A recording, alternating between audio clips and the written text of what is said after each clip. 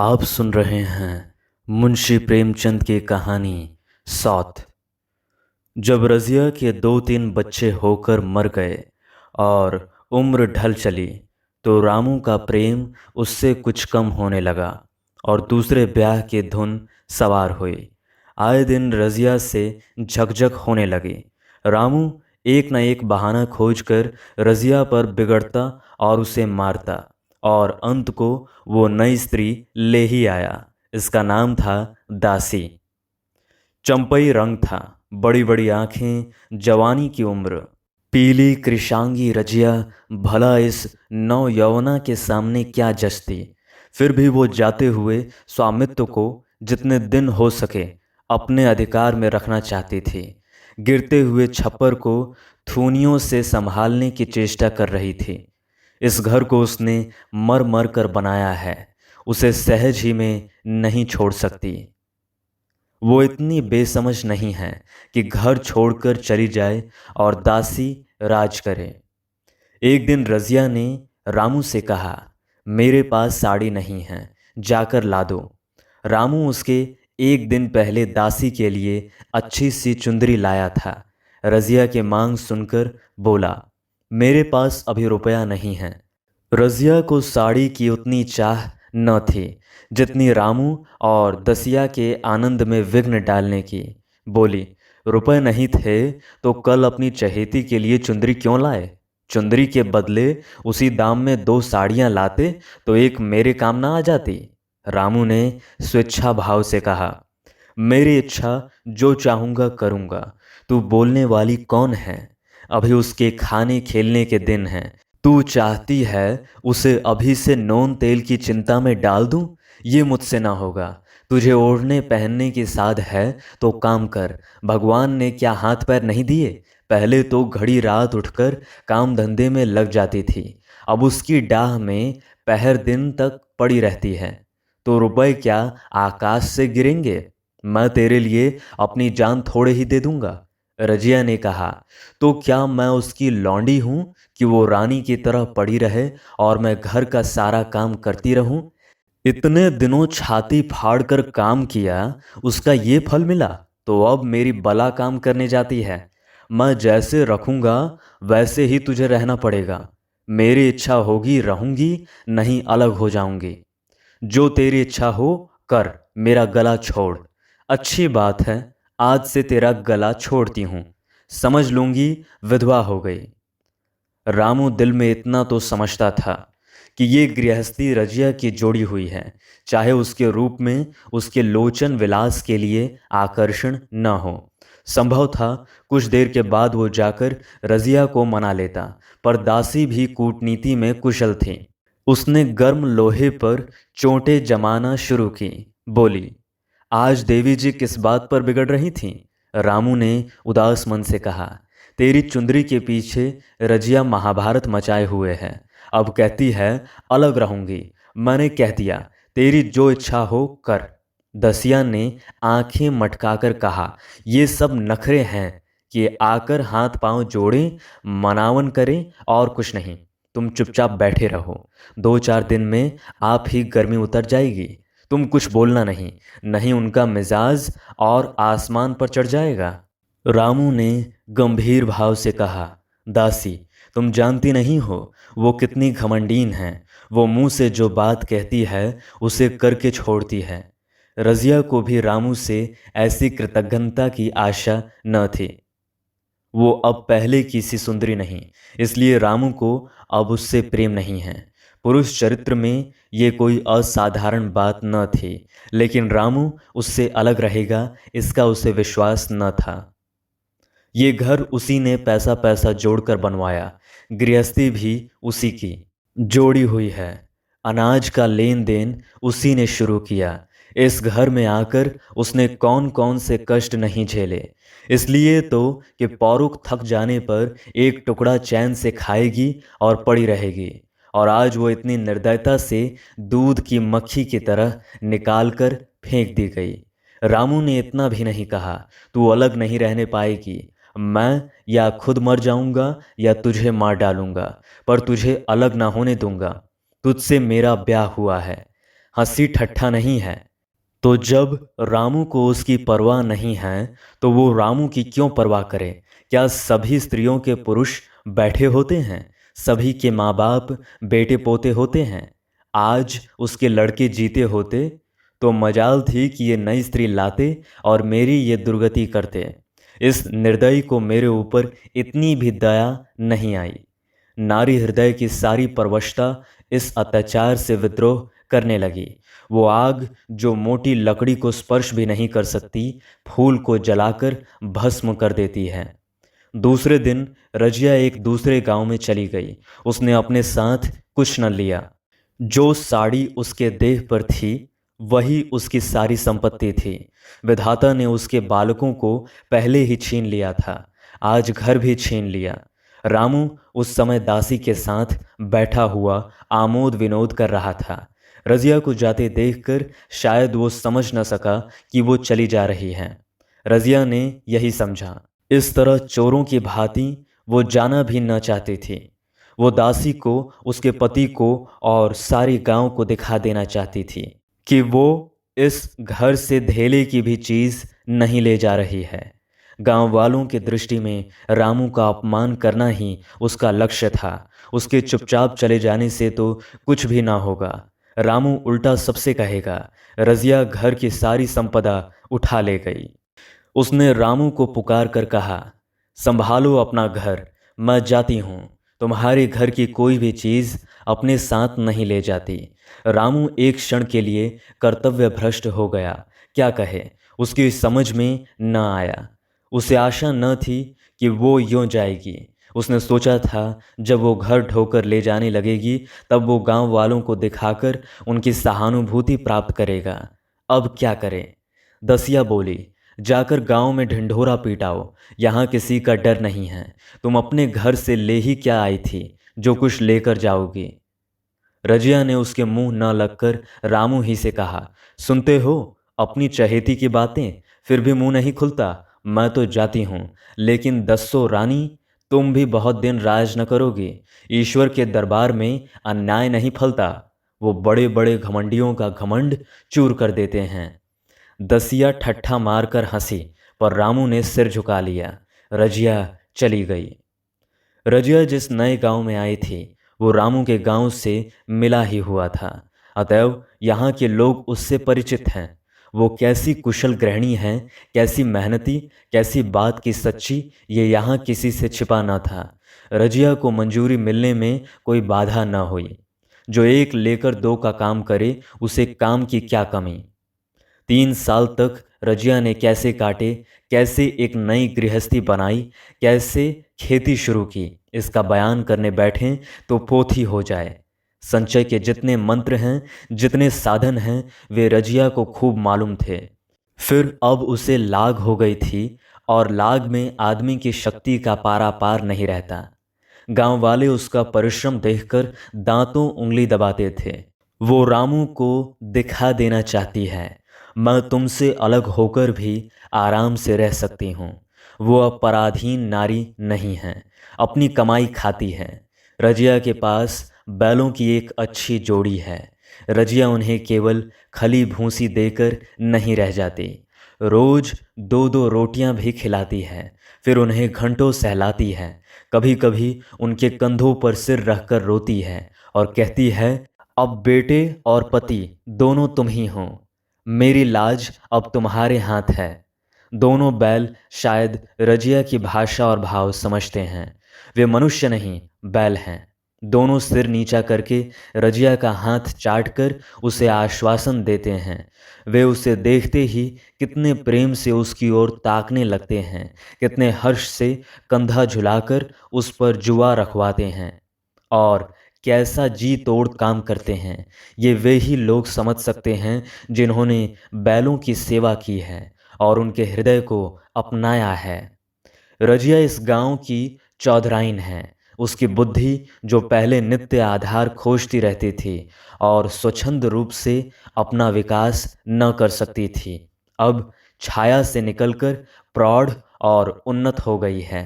एक दिन रजिया घर लौटी तो एक आदमी ने कहा, तुमने नहीं सुना चौधराइन, रामू तो बहुत बीमार है, सुना 10 लंघन हो गए हैं। रजिया ने उदासीनता से कहा, जूड़ी है क्या? जूड़ी नहीं, कोई दूसरा रोग है। बाहर खाट पर पड़ा था, मैंने पूछा कैसा जी है रामू, तो रोने लगा। बुरा हाल है, घर में एक पैसा भी नहीं कि दवा दारू करें। दसिया के एक लड़का हुआ है, वो तो पहले भी काम धंधा न करती थी और अब तो लड़कोरी है, कैसे काम करने जाए। सारी मार रामू के सिर जाती है। फिर गहने चाहिए, कपड़े चाहिए, नई दुल्हन, यों कैसे रहे? रजिया ने घर में जाते हुए कहा, जो जैसा करेगा आप भोगेगा। लेकिन अंदर उसका जी न लगा। वह एक क्षण में फिर बाहर आई। शायद उस आदमी से कुछ पूछना चाहती थी और इस अंदाज से पूछना चाहती थी मानो उसे कुछ परवाह नहीं है। पर वो आदमी चला गया था। रजिया ने पूरब पश्चिम जाकर देखा, वो कहीं न मिला। तब रजिया द्वार के चौखट पर बैठ गई। उसे वे शब्द याद आए जो उसने 3 साल पहले रामू के घर से चलते समय कहे थे। उस वक्त जलन में उसने वो शाप दिया था, अब वो जलन न थी। समय ने उसे बहुत कुछ शांत कर दिया था। रामू और दासी की हीनावस्था अब ईर्ष्या के योग्य नहीं, दया के योग्य थी। उसने सोचा, रामू को 10 लंघन हो गए हैं तो अवश्य ही उसकी दशा अच्छी ना होगी। कुछ ऐसा मोटा ताज़ा तो पहले भी न था। 10 लंघन ने तो बिल्कुल ही घुला डाला होगा। फिर इधर खेती बाड़ी में भी टोटा ही रहा, खाने पीने को भी ठीक ठाक न मिला होगा। पड़ोस की एक स्त्री ने आग लेने के बहाने आकर पूछा, सुना रामू बहुत बीमार है, जो जैसा करेगा वैसा पाएगा। तुम्हें इतनी बेदर्दी से निकाला कि कोई अपने बैरी को भी ना निकालेगा। रजिया ने टोका, नहीं दीदी, ऐसी बात न थी। वे तो बेचारे कुछ बोले ही नहीं। मैं चली तो सिर झुका लिया। दसिया के कहने में आकर वो चाहे जो कुछ कर बैठे हों, यों मुझे कभी कुछ नहीं कहा। किसी की बुराई क्यों करूं? फिर कौन मर्द ऐसा है जो औरतों के बस नहीं हो जाता? दसिया के कारण उनकी ये दशा हुई है। पड़ोसी ने आग न मांगी, मुंह फेर कर चली गई। रजिया ने कलसा और रस्सी उठाई और कुएं पर पानी खींचने गई। बैलों को सानी पानी देने की बेला आ गई थी, पर उसकी आंखें उस रास्ते की ओर लगी हुई थी जो रामू के गांव को जाता था। कोई उसे बुलाने अवश्य आ रहा होगा, नहीं बिना बुलाए वो कैसे जा सकती है? लोग कहेंगे आखिर दौड़ आई ना। मगर रामू तो अचेत पड़ा होगा। 10 लंघन थोड़े नहीं होते, उसकी देह में था ही क्या। फिर उसे कौन बुलाएगा? दसिया को क्या गरज पड़ी है? कोई दूसरा घर कर लेगी, जवान है, 100 गाहक निकल आवेंगे। अच्छा, वो आ तो रहा है कोई, हाँ आ रहा है। कुछ घबराया सा जान पड़ता है। कौन आदमी है? इसे तो कभी मलसी में नहीं देखा, मगर उस वक्त से मलसी कभी गई भी तो नहीं। 2-4 नए आदमी आकर बसे ही होंगे। बटोही चुपचाप कुएं के पास से निकला। रजिया ने कलसा जगत पर रख दिया और उसके पास जाकर बोली, रामू महतो ने भेजा है तुम्हें? अच्छा तो चलो घर, मैं तुम्हारे साथ चलती हूँ। नहीं, अभी मुझे कुछ देर है। बैलों को सानी पानी देना है, दिया बत्ती करनी है। तुम्हें रुपए दे दूं, जाकर दसिया को दे देना। कोई काम हो तो बुला भेजें। बटोही रामू को क्या जाने, किसी दूसरे गांव का रहने वाला था। पहले तो चकराया, फिर समझ गया। चुपके से रजिया के साथ चला गया और रुपए लेकर लंबा हुआ। चलते चलते रजिया ने पूछा, अब क्या हाल है उनका? बटोही ने अटकल से कहा, अब तो कुछ संभल रहे हैं। दसिया बहुत रो धो तो नहीं रही है? रोती तो नहीं थी, वो क्यों रोएगी, मालूम होगा पीछे। बटोही चला गया तो रजिया ने बैलों का सानी पानी किया, पर मन रामू ही की ओर लगा हुआ था। स्नेह स्मृतियाँ छोटी छोटी तारिकाओं की भांति मन में उदित होती जाती थीं। एक बार जब वो बीमार पड़ी थी, वो बात याद आई। 10 साल हो गए, वो कैसे रात दिन उसके सिरहाने बैठा रहता था, खाना पीना तक भूल गया था। उसके मन में आया, क्यों न चलकर देख ही आवे। कोई क्या कहेगा, किसका मुंह है जो कुछ कहे। चोरी करने नहीं जा रही हूँ, उस आदमी के पास जा रही हूँ जिसके साथ 15-20 साल रही हूँ। दसिया नाक सिकोड़ेगी, सिकोड़े, मुझे उससे क्या मतलब। रजिया ने किवाड़ बंद किए, घर मजूर को सहेजा और रामू को देखने चली, कांपती झिझकती, क्षमा का दान लिए हुए। रामू को थोड़े ही दिनों में मालूम हो गया कि उसके घर की आत्मा निकल गई है, और वो चाहे कितना जोर करे, कितना ही सिर खपाए, उसमें स्फूर्ति नहीं आती। दासी सुंदरी थी, शौकीन थी और फूहड़ थी। जब पहला नशा उतरा तो ठाई ठाई शुरू हुई। खेती की उपज कम होने लगी और जो होती भी थी वो ऊट पटांग खर्च होती थी, ऋण लेना पड़ता था। इसी चिंता और शोक में उसका स्वास्थ्य बिगड़ने लगा। शुरू में कुछ परवाह न की, परवाह करके ही क्या करता, घर में पैसे न थे। अताइयों की चिकित्सा ने बीमारी की जड़ और मजबूत कर दी, और आज 10-12 दिन से उसका दाना पानी छूट गया था। मौत के इंतज़ार में खाट पर पड़ा कराह रहा था, और अब वो दशा हो गई थी जब हम भविष्य से निश्चिंत होकर अतीत में विश्राम करते हैं, जैसे कोई गाड़ी आगे का रास्ता बंद पाकर पीछे लौटें। रजिया को याद करके वो बार बार रोता और दासी को कोसता, तेरे ही कारण मैंने उसे घर से निकाला। वो क्या गई, लक्ष्मी चली गई। मैं जानता हूँ अब भी बुलाऊं तो दौड़ी आएगी, लेकिन बुलाऊं किस मुंह से। एक बार वो आ जाती और उससे अपने अपराध क्षमा करा लेता, फिर मैं खुशी से मरता, और लालसा नहीं है। सहसा रजिया ने आकर उसके माथे पर हाथ रखते हुए पूछा, कैसा जी है तुम्हारा, मुझे तो आज हाल मिला। रामू ने सजल नेत्रों से उसे देखा पर कुछ कह न सका। दोनों हाथ जोड़कर उसे प्रणाम किया, पर हाथ जुड़े ही रह गए और आंख उलट गई। लाश घर में पड़ी थी। रजिया रोती थी, दसिया चिंतित थी। घर में रुपए का नाम नहीं, लकड़ी तो चाहिए ही, उठाने वाले भी जलपान करेंगे ही। कफन के बगैर लाश उठेगी कैसे। 10 से कम का खर्च न था, यहाँ घर में 10 पैसे भी नहीं। डर रही थी कि आज गहनों पर आफत आई। ऐसे कीमती भारी गहने ही कौन थे, किसान की बिसात ही क्या। 2-3 नग बेचने से 10 मिल जाएंगे, मगर और हो ही क्या सकता है। उसने चौधरी के लड़के को बुलाकर कहा, देवर जी, ये बेड़ा कैसे पार लगे। गांव में कोई धेले का भी विश्वास करने वाला नहीं। मेरे गहने हैं, चौधरी से कहो इन्हें गिरो रखकर आज का काम चलाएं, फिर भगवान मालिक है। रजिया से क्यों नहीं मांग लेती। सहसा रजिया आंखें पोंछती हुई आ निकली, कान में भनक पड़ी। पूछा, क्या है जोखू, क्या सलाह कर रहे हो। अब मिट्टी उठाओगे कि सलाह की बेला है। हाँ, उसी का सराजाम कर रहा हूँ। रुपए पैसे तो यहाँ होंगे नहीं, बीमारी में खर्च हो गए होंगे। इस बेचारी को तो उन्होंने बीच मझधार में लाकर छोड़ दिया।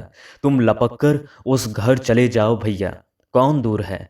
कुंजी लेते जाओ, मजूर से कहना भंडार से 50 रुपया निकाल दे। कहना ऊपर की पटरी पर रखे हैं। वो तो कुंजी लेकर उधर गया। इधर दसिया राजू के पैर पकड़कर रोने लगी।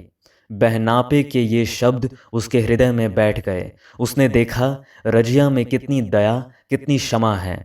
रजिया ने उसे छाती से लगाकर कहा, क्यों रोती है बहन, वो चला गया, मैं तो हूँ, किसी बात की चिंता न कर। इसी घर में हम और तुम दोनों उसके नाम पर बैठेंगी। मैं वहाँ भी देखूंगी, यहाँ भी देखूंगी। धाप भर की बात ही क्या, कोई तुमसे गहने पाते मांगे तो मत देना। दसिया का जी होता था सिर पटक कर मर जाए। इसे उसने कितना जलाया, कितना रुलाया और घर से निकाल कर छोड़ा। रजिया ने पूछा, जिस जिसके रुपए हों सूरत करके मुझे बता देना, मैं झगड़ा नहीं करना चाहती। बच्चा दुबला क्यों हो रहा है। दसिया बोली, मेरे दूध होता ही नहीं। गाय जो तुम छोड़ गई थी वो मर गई, दूध नहीं पाता। राम राम, बेचारा मुरझा गया। मैं कल ही गाय लाऊंगी, सभी गृहस्थी उठा लाऊंगी। वहाँ क्या रखा है। लाश धूम से उठी। रजिया उसके साथ गई। दाह कर्म किया, भोज हुआ। कोई 200 रुपये खर्च हो गए, किसी से मांगने न पड़े।